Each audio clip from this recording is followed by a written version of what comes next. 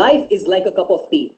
It's all in how you make it. Hello and welcome, dear friends. I'm your host and anchor, Abner Dias, and I'm here to welcome each and every one of you all on behalf of ETH for yet another episode on Economic Times Cutting Chai Stories, where we bring you leaders who are bringing an exceptional change in their organization.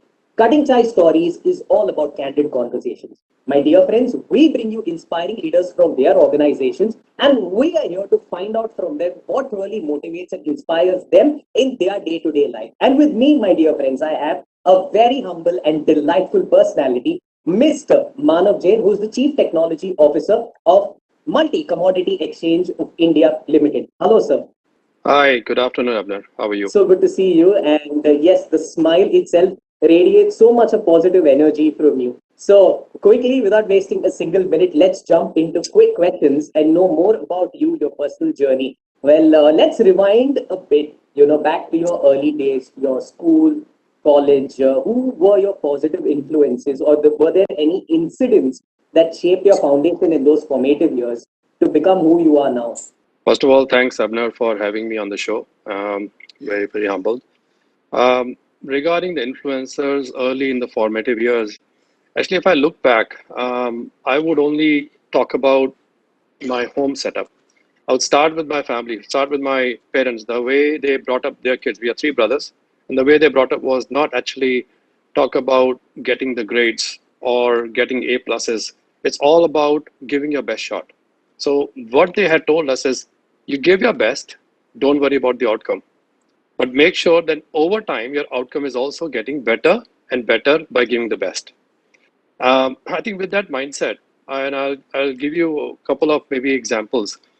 My dad is a businessman, is a very accomplished businessman, and he on every weekend he would give us a set of questions which is not related to the subjects, questions about his um, case studies, question about the challenges and problems that he's been facing, and how would as a kid we will solve this question. So he will give us a week to solve the questions, and then next week he would give us another problem to solve.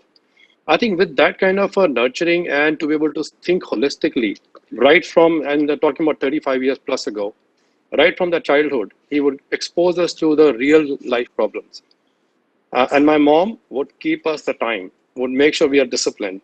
And being three brothers, we were always in a very competitive environment. So we would always want to compete with each other. So I think with that kind of a setup, I was fortunate to be able to experience the real world in my very formative years. Wonderful. It's so nice to hear, the family, which is the most primary setup of an individual, and your dad and mom have been your role models. It's so nice to hear. Yes. And with that, what advice would you give to someone stepping into the leadership position for the very first time? Yeah, well, I think being a leader is not easy. I would say the first thing is very difficult being a first time leader is to letting things go. Transitioning from almost doing things on your own, individual as an individual contributor, now to let go and let the others do what you've been doing is the most critical, I think, transition period. So I think as a first time leader, you need to accept that you have to let the teams take the challenge and do it. Well, while we're doing it, the leader also has to think about the team, think about how does the leader connect the organization goals in a very simple manner to the individual team member. It's about communication. It's about communication upwards, downwards, and sideways as well. So I think it's about delegating and the art of delegation, understanding the skills, understanding what are the areas that team members bring and what are the challenges they may be facing, and unblock those challenges is also very important. So I think leader is not just asking a team member to do certain things and you walk away and then expect the work to be done. It's about monitoring, guiding, as well as be able to relate the purpose of the organization to the team members and vice versa. Bring the challenges of the team also upward so that it's a holistic view. So I feel that is quite an interesting journey for anyone who's taking this journey, and it's a great journey to be part of. But it's quite interesting and quite challenging as well. Absolutely. It's a journey, and also it's a blessing to be a leader. Not everyone can be Yes. there. It's a skill that's given. It just comes from within. So how do you motivate and inspire your team who work from home, and how do you measure employee productivity in a work from home scenario? Um, I would say, Abner, the productivity is a very hard to measure, and I think it's an industry problem even today to how to measure the productivity. There's no set rule in my mind, or a set one way of measuring productivity. It all depends on the teams that you have onboarded. It all depends the skills they have. It depends the challenges or problem they're trying to solve. And I believe work from home may not relate to productivity. Um, it's an interesting world that we live in, and work from home few years ago was more of a luxury, and as an exception, and now it's like a norm. In my view, um, doesn't matter the team or team members working 5 hours, 10 hours, or 8 hours a day. It's about the outcome.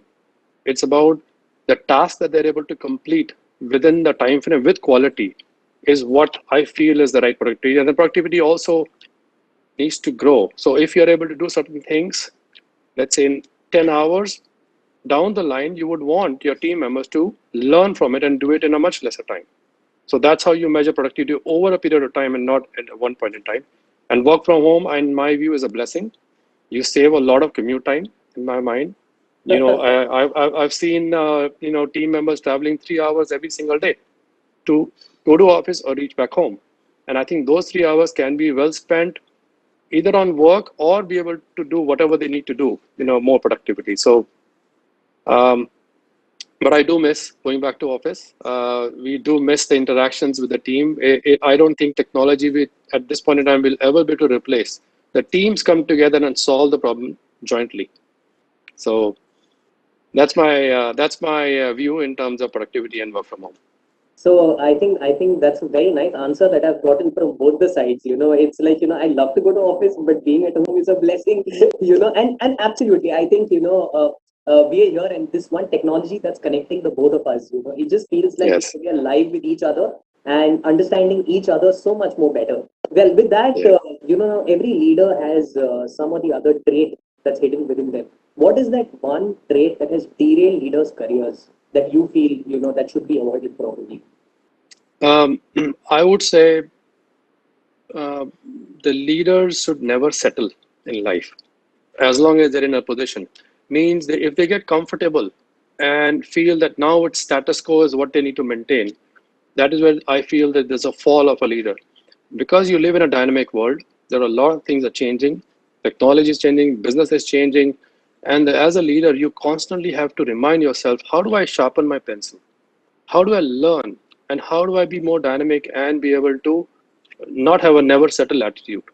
And that's once your team members start seeing with the leaders, that actually propagates down to the team members and they actually follow the leaders to be able to never have a never settle attitude and always think about learning and sharpening your skills and be able to contribute more to the organization or be able to sustain in a changing environment which is rapidly changing.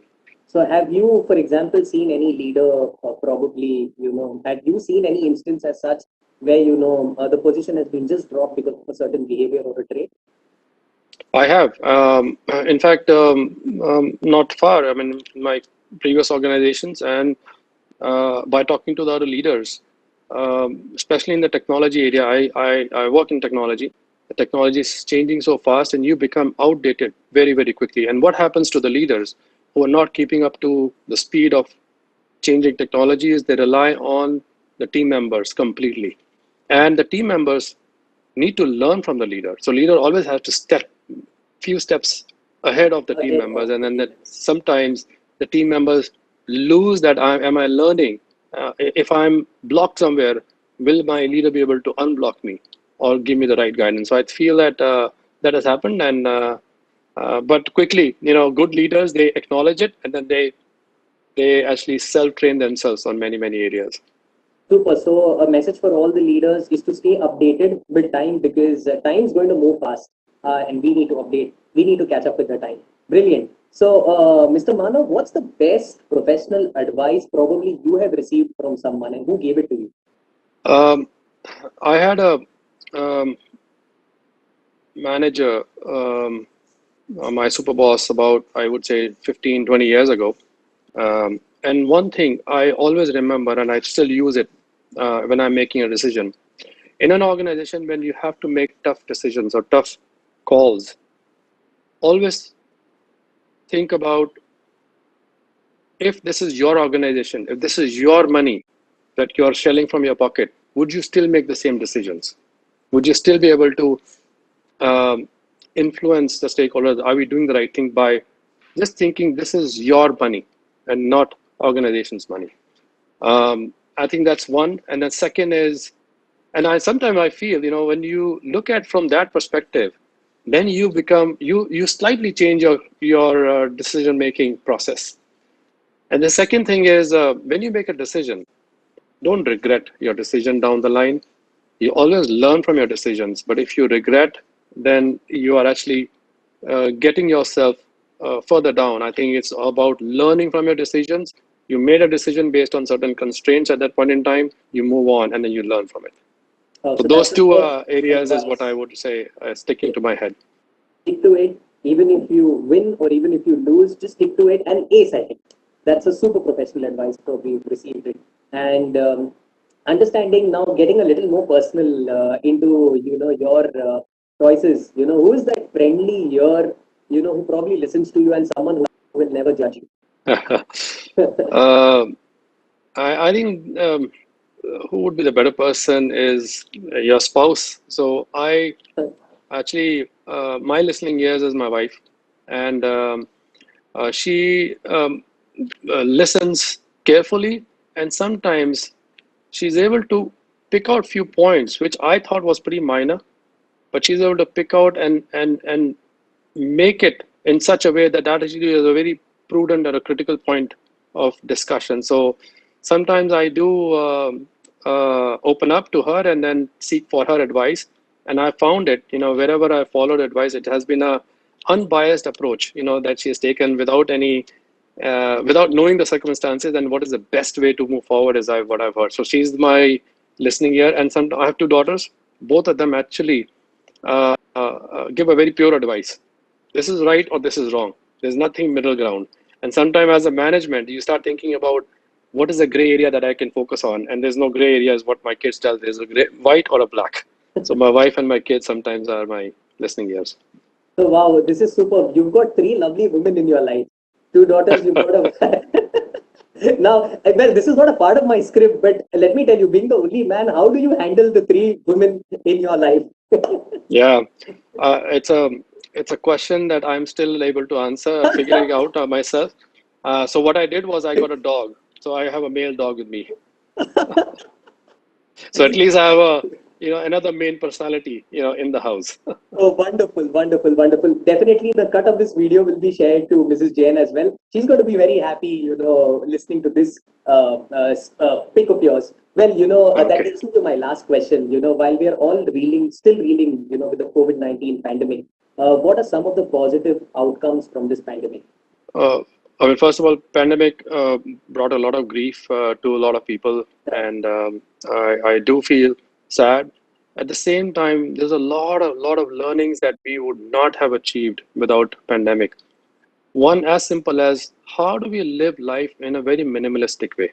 I mean, pandemic told us or taught us, it's not that you need to get so many things. You still be able to lead your life, live your life perfectly with in a very minimalistic manner. Second is technology advancement happened so rapidly, which it would have taken at least 5 to 10 years to get to the point where we are right now. And I think that whole creativity happened during pandemic, especially in the technology area, is quite groundbreaking, I would say. So I think these are the two positive outcome. It keeps us grounded and say how do we live life in a very minimalistic manner. And when there is a need, the creativity can go through the roof and give us where we are right now in a very short period of time from technology So, perspective.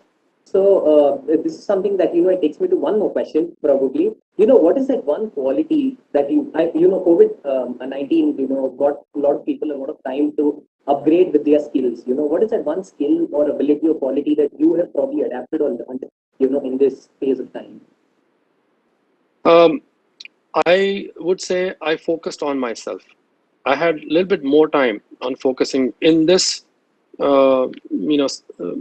journey of working for an organization and with family. Sometimes you lose yourself. So what I did was during pandemic, I actually focused on myself, on my health, those 10 kgs, by just focusing on myself and being healthy and staying healthy at home.